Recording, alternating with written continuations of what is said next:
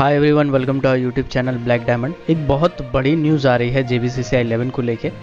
आपको बता दें कि industrialpunch.com एक वेबसाइट है, एक न्यूज़ पब्लिशिंग वेबसाइट है जो जितने भी PSUs होते हैं, इंडस्ट्रीज होते हैं, उससे रिलेटेड न्यूज़ पब्लिश करता है। मैं भी इसी को बहुत बार फॉलो करता हूँ।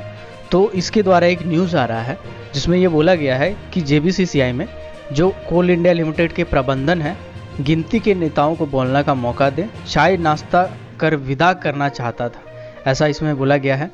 जिसमें आपको पूरा मैटर में समझा देता हूँ क्या है इसमें। नेशनल कोल वेज एग्रीमेंट 11वां के लिए कमेटी गठित की गई थी और वही कमेटी का 17 जुलाई को मीटिंग था, जिसको हम लोग JBCCI की बैठक कहते हैं। वो पहला बैठक था, मतलब फर्स्ट डे का बैठक था, जिसमें अलग अलग मुद्दा के साथ बात किया गया था। और अगला जो मीटिंग है वो सितंबर महीना में हुआ।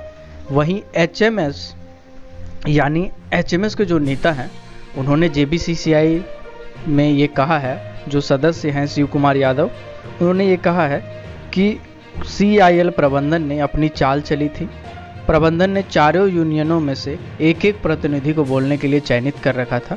इसके लिए समय भी निर्धारित कर रखा था। प्रबंधन चाहता था कि गिनती के प्रतिनिधि अपनी बात रखें और चाय नाश्ता कर मीटिंग खत्म कर दी जाए। HMS के प्रतिनिधियों, जिसमें शिव कुमार यादव, सिद्धार्थ गौतम, ने इसका पुरजोर विरोध करते हुए कहा है कि सभी अनिवार्य सदस्यों को बोलने का पूर्ण अधिकार है और प्रतिनिधिगण यहाँ चाय नाश्ता करने नहीं बल्कि मजदूरों को उनका हक दिलाने आए हैं। इसके बाद प्रतिनिधियों ने मुद्दे रखे। तो ये पूरा बात बताया गया है। JBCCI के 11 में ऐसा मुद्दा भी उठा है। तो आपको मैं डिटेल में बता देता हूँ।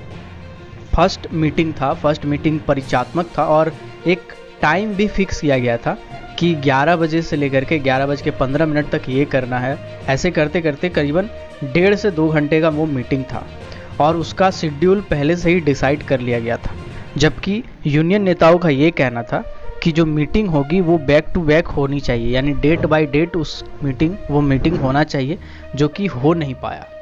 और अगला मीटिंग जो कि यूनियन नेता चाह रहे थे कि जल्दी से जल्दी हो, यानी इस जुलाई महीने में हो और इस नेशनल कोल वेज एग्रीमेंट 11वां को जल्दी से जल्दी संपादित किया जाए, जबकि ऐसा हो नहीं पाया।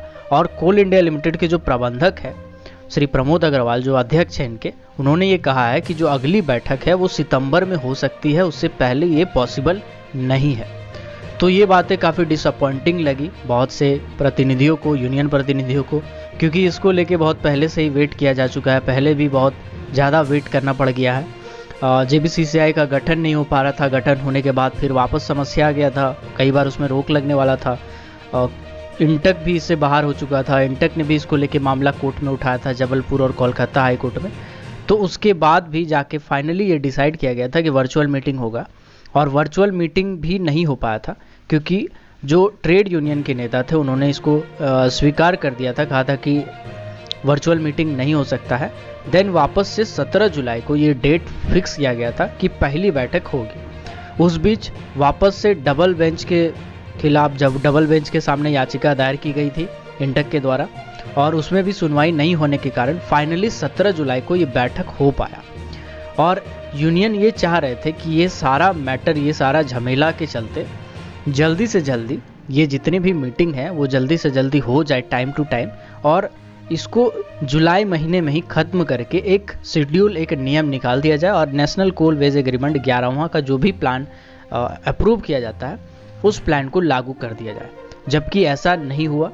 और दूसरा डिसअपॉइंटिंग बात ये लगा कि इसमें जो CMD हैं और जो चेयरमैन कम मैनेजिंग डायरेक्टर है कोल इंडिया लिमिटेड के श्री प्रमोद अग्रवाल, उन्होंने सबसे पहले कोरोना पैंडेमिक का हवाला दिया। उन्होंने ये कहा कि इस सिचुएशन में ये पॉसिबल नहीं है कि हम लोग जो एक्सपेक्टेड है आपका, यानी चार्टर ऑफ डिमांड जो एक्सपेक्टेड है, उस चीज़ को फुलफिल कर सके। और अभी का जो कंडीशन है वो कंडीशन गिनाया, साथ ही साथ कोल कंपनीज़ का आगे का एजेंडा और जो घाटा है सह रही है अलग अलग सब्सिडरीज में, क्या क्या प्रॉब्लम हो रहा है, उन सभी प्रॉब्लम को उठाया। तो इनडायरेक्टली ये कहा जा सकता है कि कोल इंडिया लिमिटेड के प्रबंधन ने जितनी भी बातें थी, जितनी भी कमियां थी, वो पहले बता दिया कि ये कमी के चलते हो सकता है कि आपका जो चार्टर ऑफ डिमांड जो प्लान आपने बनाया है, इनडायरेक्टली उन्होंने यही कहा है कि जो आपका चार्टर प्लान जो बनाया गया है वो पॉसिबल नहीं है कि हम फॉलो कर दें। तो obvious सी बात है कि इसमें अब बार्गेनिंग होगा और हाई लेवल पे बार्गेनिंग होगा। और देखना यह है कि कौन कौन सा जो अलाउंसेस है, कौन कौन सी फैसिलिटीज़ है वो अप्रूव की जाती है कोल इंडिया लिमिटेड के चेयरमैन के द्वारा, मैनेजमेंट के द्वारा, और यूनियन कितने पे वो टिके रहते हैं।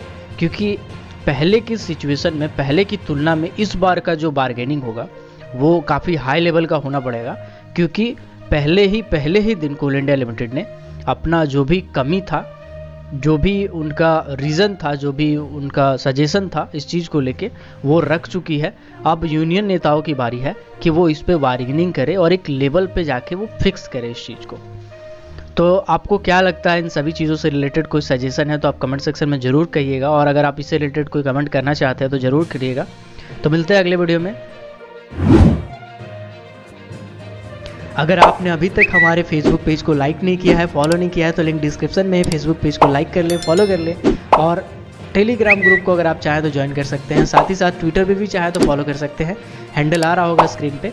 और ऐसे ही कोल माइनिंग, मेटल माइनिंग और पावर सेक्टर से रिलेटेड हर छोटी बड़ी खबरों से अपडेट रहने के लिए, हर वैकेंसी से अपडेट रहने के लिए हमारे चैनल ब्लैक डायमंड को सब्सक्राइब करके बेल आइकन को प्रेस कर दीजिएगा, ताकि जब भी मैं वीडियो डालूँ नोटिफिकेशन सबसे पहले आप तक पहुँचे। Keep watching, keep supporting, till then, Jai Hind.